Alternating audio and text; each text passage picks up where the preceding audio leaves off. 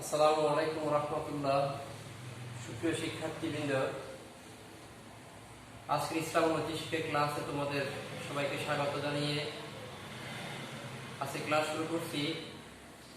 আজকে ক্লাসটি অষ্টম শ্রেণীর ইসলাম ও নৈতিক শিক্ষা প্রথম অধ্যায়ের পার্ট 2।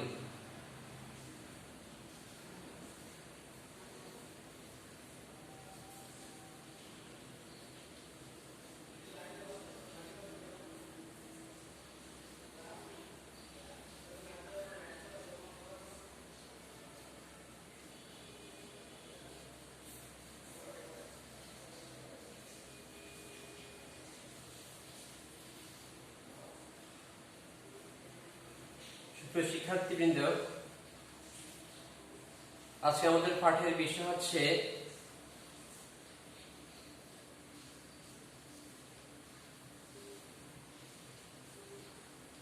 নিফাক ও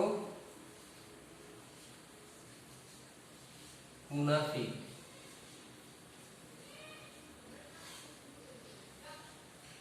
আমরা নিফাক ও মুনাফিক এই শব্দ দুটির পরিচয় জানব।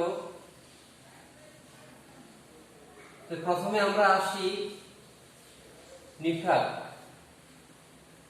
যার হচ্ছে আন-নিফাক। এটা হচ্ছে আল মুনাফিক,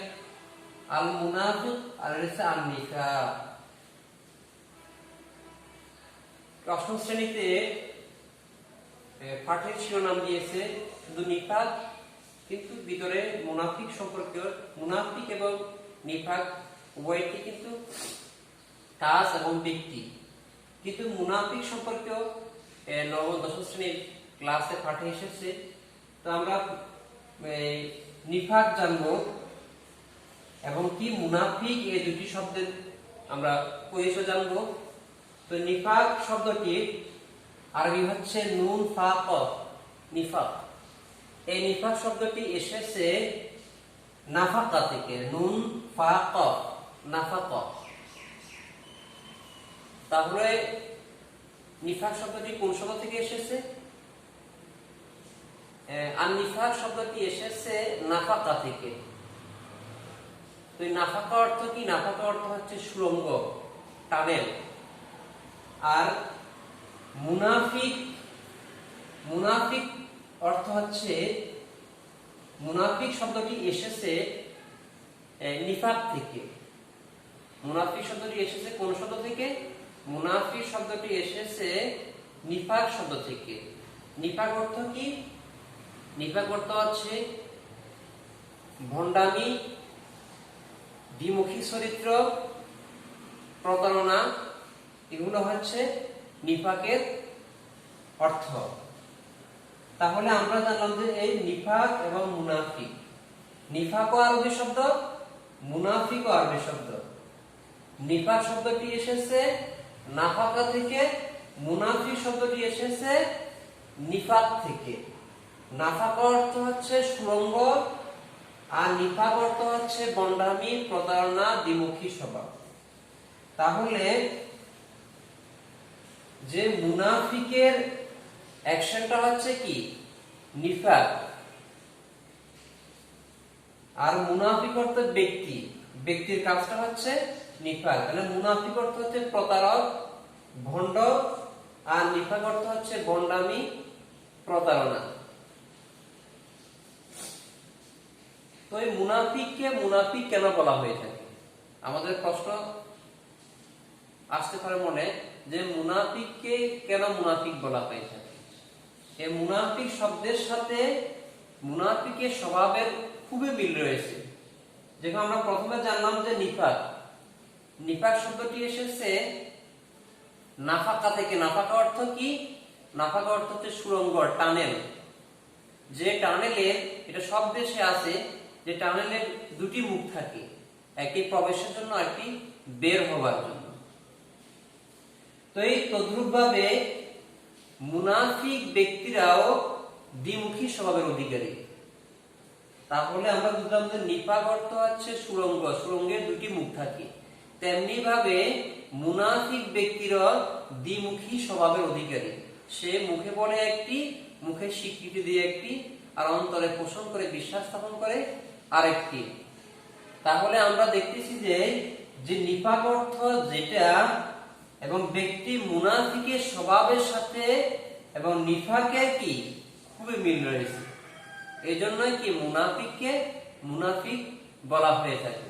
আমরা আরো একটি উদাহরণ দিলে বুঝতে পারবো যে আরব দেশে এক ধরনের প্রাণী আছে যেটা হচ্ছে আন্নাফেতা। আন্নাফেতা এই প্রাণীটি ঘর তৈরি করার সময় সে দুটি সুড়ঙ্গ রাখে, দুটি পথ রাখে। কিন্তু সাধারণত প্রত্যেকটি প্রাণী ঘর তৈরি করতে একটি সুড়ঙ্গ রাখে, কিন্তু ওই আন্নাফেতা ওই প্রাণীটি শুধু ঘর তৈরি করার সময় দুটি মুখ রাখে। এই জন্যই রাখে যে একটি দিয়ে যখন আক্রমণ করবে অন্যটি দিয়ে বের হয়ে যাবে, এই জন্যই সেই দুটি মুখ তৈরি করে। তো তদ্রূপ ভাবে মুনাফিক ব্যক্তিরা হচ্ছে কি দ্বিমুখী স্বভাবের অধিকারী। এজন্যই মুনাফিককে কি বলা হয়ে থাকে, এজন্য মুনাফিককে মুনাফিক বলা হয়ে থাকে।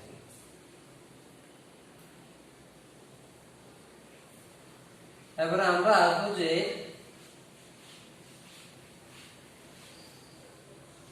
মুনাফিকের চরিত্র। মুনাফিকের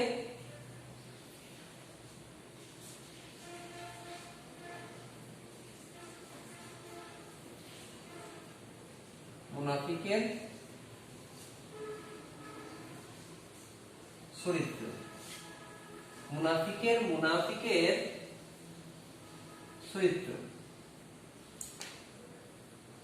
তো মুনাফিকের চরিত্র সম্পর্কে সূরা বাকারার মধ্যে আল্লাহ সুবহানাহু ওয়া তাআলা তিনি এভাবে বর্ণনা করছেন যে ওয়া ইযা লাকুল লাযিনা আমানু ক্বালু আমান্না ওয়া ইযা খালাউ ইলা শায়াতিনিহিম ক্বালু ইন্না মাআকুম ইন্নামা নাহনু মুস্তাহজিউন। আল্লাহ সুবহানাহু ওয়া তাআলা এই মুনাফিকদের স্বভাব চরিত্র সম্পর্কে তিনি এভাবেই কোরআনের মধ্যে বর্ণনা করেছেন যে ওয়া ইযা লাকুল লাযিনা আমানু, মুনাফিকরা যখন লাকু সাক্ষাৎ করে, দেখা করে, মিলিত হয় কাদের সাথে, ঈমানদারদের সাথে, তখন তারা ক্বালু আমান্না, আমরা ঈমান এনেছি, আমরা তোমাদের সাথে আছি। তাহলে মুনাফিকরা কি বলে, যখন ঈমানদারদের সাথে তাদের সাক্ষাৎ হয়, দেখা হয়, মিলিত হয়, তখন তারা ঈমানদারদেরকে বলে আমরা তোমাদের সাথে আছি, আমরা ঈমানদার। ওয়াইদা খালাউ ইলা শায়াতিনিহিম ক্বালু ইন্না মাআকুম, আর যখন তাদের গ্রুপদের সাথে, তাদের দলের সাথে, শয়তানদের সাথে, মুনাফিকদের সাথে যখন একত্রিত হয়, তখন তারা বলে ইন্না মাআকুম ইন্নামা নাহনু মুস্তাহজিউন, আমরা তো তোমাদের সাথেই আছি, আমরা তো ঈমানদারদের সাথে কি শুধুমাত্র হাসি ঠাট্টা করতেছি। এই হচ্ছে মুনাফিকদের চরিত্র। এরা হচ্ছে সূরা বাকারার মধ্যে আল্লাহ সুবহানাহু ওয়া তাআলা বর্ণনা করেন। এবং কি সূরা মুনাফিকের মধ্যে আল্লাহ সুবহানাহু ওয়া তাআলা আরো বলেন যে ওয়াল্লাহু ইয়াশহাদু, আল্লাহ সুবহানাহু ওয়া তাআলা সাক্ষ্য দিচ্ছেন, ওয়াল্লাহু ইয়াশহাদু, যে আল্লাহ তাআলা বলতেছেন যে আমি সাক্ষ্য দিচ্ছি, ইন্নাল মুনাফিকিনা লাকাযিবুন, নিশ্চয় অবশ্যই, যার মধ্যে কোনো সন্দেহ নেই, কোন প্রকার সন্দেহ নেই, সন্দেহের অবকাশ নেই, এজন্য ইন্না শব্দটি ব্যবহৃত হয়। এজন্য বলছে ইন্নাল মুনাফিকিনা ওয়াল্লাহু ইয়াশহাদু ইন্নাল মুনাফিকিনা লাকাযিবুন, যে মুনাফিকরা হচ্ছে মিথ্যাবাদী। কে বলতেছেন? আল্লাহ সুবহানাহু ওয়া তাআলা বলতেছেন যে আমি সাক্ষ্য দিচ্ছি, আল্লাহ সুবহানাহু ওয়া তাআলা বলতেছেন আমি সাক্ষ্য দিচ্ছি মুনাফিকরা হচ্ছে কি মিথ্যাবাদী। তারা যখনই কোনো কথাবার্তা বলবে তখন তারা মিথ্যা বলবে। যেমনই ভাবে আব্দুল্লাহ ইবনে উবাই ইবনে সুলুল, তিনি সারাটি জীবন মুসলমানদের বিপক্ষে তিনি কাজ করছেন, মুসলমানদের সকল খবরগুলো তিনি মুনাফিকদের কাছে, কাফিরদের কাছে বলে দিতেন। রাসূল আকরাম সাল্লাল্লাহু আলাইহি ওয়াসাল্লাম যখন শুনতেন যে তিনি এই কথাটা বলেছেন মুনাফিকদের কাছে, কাফিরদের কাছে, জিজ্ঞেস করলে সে কসম খেয়ে বলল আল্লাহর কসম আমি এই কাজগুলো করিনি।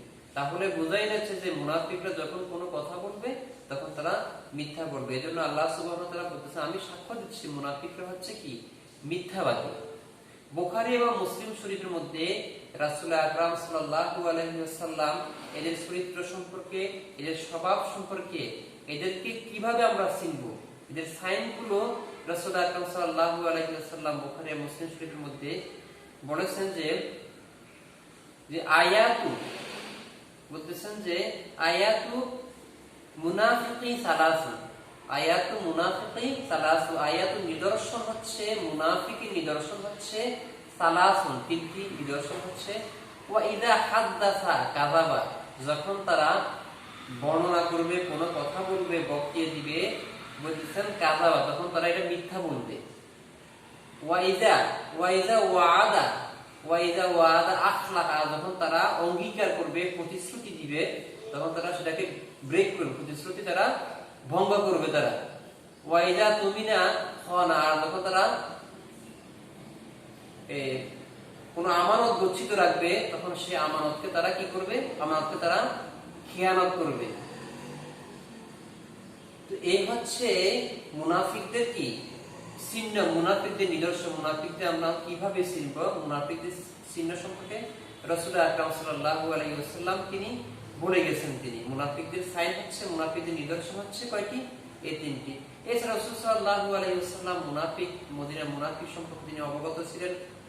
300-350 মুনাফিক সাল্লাল্লাহু আলাইহি ওয়াসাল্লাম ছিলেন, কিন্তু কাউকে তিনি বলেন নাই। একটি বিশৃঙ্খলা সৃষ্টি হবে বিধায় রাসূল আকরাম সাল্লাল্লাহু আলাইহি ওয়াসাল্লাম সাহাবায়ে কেরামকে বলেননি, শুধু হযরত হুযায়ফা ইবনে ইয়ামিন ও হুযায়ফা রাদিয়াল্লাহু তাআলা আনহুর কাছে তিনি ইন্তেকালের পূর্বে একটা লিস্ট তিনি দিয়ে গেছেন মুনাফিকদের একটি তালিকা। এরপর হচ্ছে মুনাফিকদের পরিণতি। মুনাফিকদের পরিণতি সম্পর্কে আল্লাহ সুবহানাহু ওয়া তাআলা বলেছেন যে ইন্নাল মুনাফিকিনা ফি দারকিল আসফালি মিনান নার, যে মুনাফিকরা জাহান্নামের সর্বনিম্ন স্তরে তারা থাকবে। এজন্যই যে মুনাফিকরা মুসলমানদের মধ্যে, মুসলমান সমাজের মধ্যে শান্তি শৃঙ্খলা বিনষ্টকারী একমাত্র হচ্ছে কারা, মুনাফিকরা। এই মুনাফিকরা সমাজের শান্তি শৃঙ্খলা বিনষ্ট করেছেন। এজন্য আল্লাহ সুবহানাহু ওয়া তাআলা ইন্নাল মুনাফিকিনা ফি দারকিল আসফালি মিনান নার, মুনাফিকরা জাহান্নামের সর্বনিম্ন স্তরে তারা নিক্ষেপ হবে, তাদেরকে রাখা হবে। সুপ্রিয় শিক্ষার্থী, আমরা আজকে যে মুনাফিক সম্পর্কে যে বিষয়গুলো জানলাম, মুনাফিকের পরিচয়, চরিত্র, পরিণতি সম্পর্কে সংক্ষিপ্ত, আমরা সকলে এটি জানার এবং বোঝার চেষ্টা করি। আজকের মতো এখানে ক্লাস শেষ। সবাইকে ধন্যবাদ জানিয়ে শেষ করছি। আসসালামু আলাইকুম।